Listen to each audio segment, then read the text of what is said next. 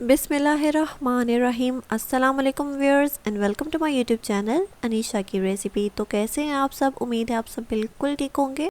तो आज मैं आपके साथ शेयर करने वाली हूँ एक ऐसी रेसिपी जो आपको पूरे यूट्यूब पे कहीं नहीं मिलने वाली। आप चाहें तो जाके सर्च भी कर सकते हैं। बहुत ही अनोखी और बहुत ही इंटरेस्टिंग रेसिपी होने वाली है। शवारमा आपने बहुत सारे खाए होंगे बट आज का शवारमा आपको सारी ज़िंदगी याद रहेगा एक बार ट्राई करने के बाद। तो बिना कोई टाइम वेस्ट किए रेसिपी की तरफ चलते हैं और बनाना स्टार्ट करते हैं। तो सबसे पहले मैंने यहाँ पे आलू चिप्स की शेप में आपने कट कर लेना है। बहुत ज़्यादा मोटा नहीं रखना और बहुत पतला भी नहीं रखना, दरमियाने आप शेप में कट कर लीजिए। उसके बाद ऐड करेंगे प्याज। प्याज भी यहाँ पे लंबा लंबा पतला पतला आपने कट करना है, बिल्कुल ऐसे ही जैसे आप देख सकते हैं। ये भी ऐड कर लेंगे। तकरीबन ये दो चीज़ें नॉर्मल हर घर में अवेलेबल होती हैं, तो ये रेसिपी हर कोई बना सकता है, सबके बजट के इन रहेगी और बहुत ही मज़ेदार बनती है कि आप बीफ और चिकन शवारमा भूल जाएंगे।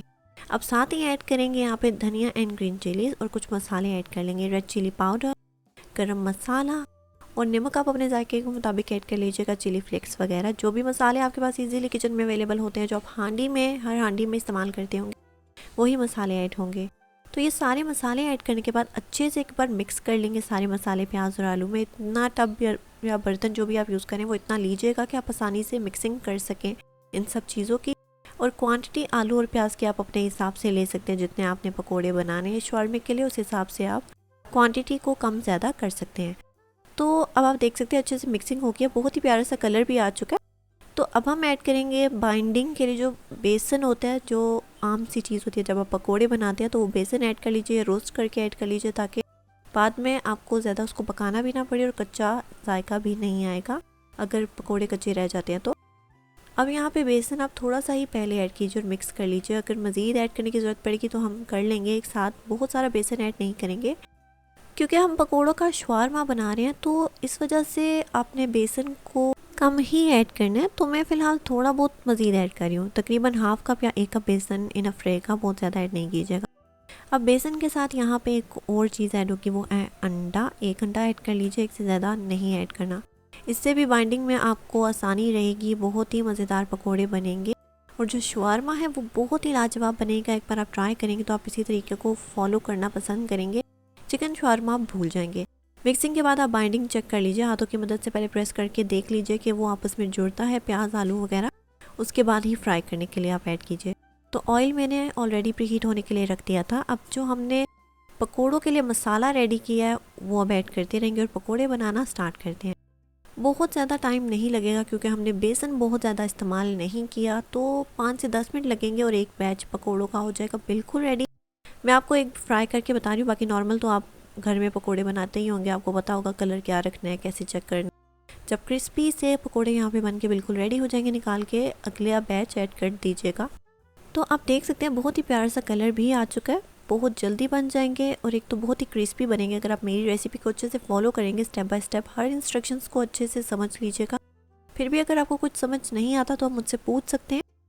तो अब जो फ्राई हो चुके हैं पकोड़े, उनको अलहदा प्लेट में निकाल के साइड पे रखते जाइए और बाकी के पकोड़े आप इसी तरीके से ऐड करके फ्राई कर लीजिए। मैंने एक बैच आपको फ्राई करके बता दिया, बाकी आप फ्राई करके साइड पे रख सकते हैं। और चलते हैं फिर नेक्स्ट स्टेप की तरफ। जब पकोड़े फ्राई कर ले उसके बाद आपने पराठे बनाने हैं। पराठे के पेड़े मैंने बना के रख दिए हैं, अगर आपको इसकी रेसिपी चाहिए आप मेरे चैनल पर जाके देख सकते हैं। मैंने बहुत सारी पराठों की वैरायटीज़ की आपके साथ, बहुत सारी रेसिपीज शेयर की हुई हैं, आप जाके कोई भी देख लीजिए जो आपको पसंद आए। तो अब यहाँ पे जो नॉर्मल शवारमा होता है उसकी रोटी पराठे का पेड़ा नहीं बनती, बट मैं यहाँ पे बहुत ही डिफरेंट तरीका आप लोगों के साथ शेयर कर रही हूँ। पराठे का पेड़ा पहले रेडी कर लीजिए, उसको 15 मिनट के लिए सेट होने के लिए रख दीजिए। उसके बाद ही आपने बेलना स्टार्ट करना है। अब हम बेलन भी यूज़ करेंगे, बट आप देखेंगे जो बल आपको रोटी के ऊपर नज़र आ रहे हैं वो बिल्कुल भी मिक्स नहीं होंगे, वैसे के वैसे ही रहेंगे। बल भी आपको नज़र आएंगे पराठे पे और बहुत ही सॉफ्ट रोटी बनेगी। एक तो होता है जब आप पराठा बनाते हैं तो वो क्रिस्पी हो जाता है, क्रिस्पीनेस बिल्कुल नहीं आएगी। शवारमे की जैसे रोटी होती है सॉफ्ट, बिल्कुल वैसे ही बनेगी और बहुत ही मज़ेदार बनती है। तो अब यहाँ पे आप अच्छे से पहले बेल लीजिए। अगर आपको पूरी शवारमे की रोटी के आटा कैसे गूंथते हैं, फिर पेड़ा कैसे बनाते हैं, उसकी सारी डिटेल्स चाहिए तो आप मेरे चैनल पे वो भी देख सकते हैं। मैंने ऑलरेडी आपके साथ शवारमे की रेसिपी भी शेयर की हुई है। तो रोटी को बिल्कुल नरम हाथों से बेलेंगे। जो पेड़ा आपने रेडी किया होगा उसको बिल्कुल नरम हाथों से बेलिएगा और आपको हुश्का वगैरह ऐड करने की ज़रूरत नहीं पड़ेगी। आप देख सकते हैं बहुत ही आसानी से आप रोटी बड़ी कर लेंगे। हुश्का आटा कुछ भी यूज़ नहीं होने वाला। बस एक बात का ख्याल ज़रूर रखिएगा कि बिल्कुल नरम हाथों से बड़ा कीजिएगा। और आटा जो है वो मैदा आपने यूज़ करना है, आप चाहें तो व्हीट फ्लोर भी यूज़ कर सकते हैं, हेल्दी ऑप्शंस भी ऐड कर सकते हैं, जायका आपको सेम वैसे ही मिलेगा। उम्मीद है अभी तक आपको मेरी रेसिपी पसंद आ रही होगी, तो जल्दी से वीडियो को लाइक कर दीजिए, चैनल को सब्सक्राइब कर दीजिए और ज़्यादा से ज़्यादा अपने फैमिली और फ्रेंड्स में इस रेसिपी को व्हाट्सएप ग्रुप में शेयर कर दीजिए ताकि वो भी ट्राई करें। अगर आपके घर अचानक मेहमान आ जाए तो आप ये रेसिपी बना सकते हैं, उनको खिलाएंगे तो यकीन मानिए वो आपसे इसकी रेसिपी ज़रूर पूछेंगे। वो जो आप चिकन डाल के शवारमा बनाते हैं, मटन यूज़ करते हैं, आपको वो सारी रेसिपीज़ और वो सब कुछ ऐड करने की ज़रूरत नहीं पड़ेगी ये रेसिपी ट्राई करने के बाद। तो जब आप पेड़े को बेल लें, तवा ऑलरेडी प्रीहीट होने के लिए रख दिया था, बिल्कुल लो फ्लेम रखिए और दोनों साइड से अच्छे से आपने रोटी को सेक लेना है। जैसे पराठे पे ऑयल ऐड करते हैं, इस पर बहुत ज़्यादा ऑयल ऐड नहीं करना, क्योंकि अगर आप ज़्यादा ऑयल ऐड करेंगे तो ये बहुत ज़्यादा क्रिस्पी हो जाएगी। जो शवारमे की रोटी होती है एक तो वो बहुत सॉफ्ट होती है, तो इस वजह से इस पे ऑयल आप ब्रश की मदद से यूज़ कीजिए, ब्रश की मदद से ही ऑयल लगाइए रोटी। आप रोटी पे ऑयल लगा लेंगे और आप साथ साथ चेक करते रहिए। देखिए जैसे कच्ची पक्की रोटी है, हम ऑयल लगा लेंगे, दोनों साइड से अच्छे से सेक लेंगे। अगर आप फ्लेम को बहुत हाई रखेंगे तो रोटी जल भी जाएगी और सॉफ्ट नहीं बनेगी, क्रिस्पी हो जाएगी। एक तो बहुत पतली रोटी होती है, आप देख सकते हैं शवारमे की रोटी बहुत ही पतली है। एक इस रेसिपी में आपको पकौड़ों का भी मज़ा मिल जाएगा और साथ ही शवारमे का, तो ये डबल कॉम्बो रेसिपी आप लोग के लिए, आप लोग ज़रूर ट्राई कीजिएगा। मुझे अपना फीडबैक ज़रूर दीजिएगा कि रेसिपी आपको कैसी लगी। अब हमने जो ब्रश की मदद से ऑयल लगा लिया था, रोटी को अच्छे से सेक लीजिए।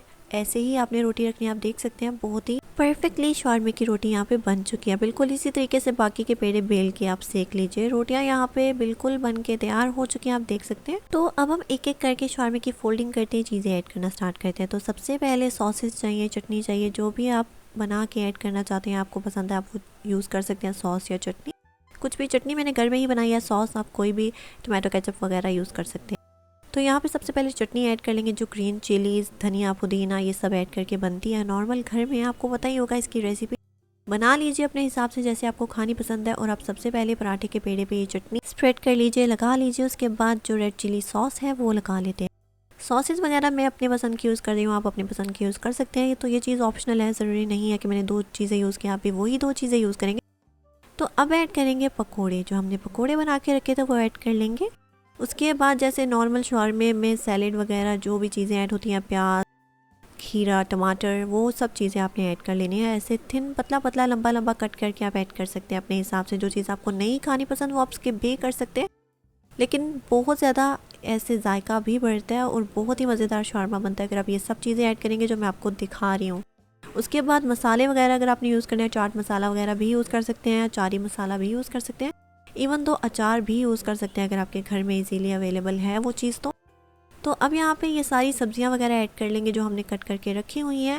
उसके बाद फोल्डिंग का तरीका मैं आपको बताती हूँ, एक तो आपके लिए आसानी हो जाएगी। कई बार ये होता है जब आप शवारमा बनाते हैं तो फोल्डिंग सही से नहीं होती, या वो खुल जाता है या फट जाता है। एक तो सॉसेज आप देख सकते हैं, उसकी भी क्वांटिटी का ख्याल रखना होता है कि सॉसेज बहुत ज़्यादा ओवर नहीं होनी चाहिए, वरना पराठा जो होता है, पेड़ा होता है, वो सॉगी हो जाता है। तो इस बात का ख्याल ज़रूर रखिएगा। तो अब आप देख सकते हैं बहुत ही मज़ेदार ये शवारमा बन के बिल्कुल रेडी हो चुका है। एक बार ट्राई कीजिएगा, मुझे अपना फीडबैक ज़रूर दीजिएगा। इसी तरीके से सारे शवारमे आप रेडी कर लीजिए और आप चाय के साथ इसको सर्व कर सकते हैं। उम्मीद है रेसिपी आपको बहुत पसंद आई होगी। तो अब आप लोग एंजॉय कीजिए इस मज़ेदार लाजवाब रेसिपी को, और मैं मिलती हूँ आप लोगों को नेक्स्ट मज़ेदार रेसिपी के साथ। तब तक के लिए अल्लाह हाफिज़।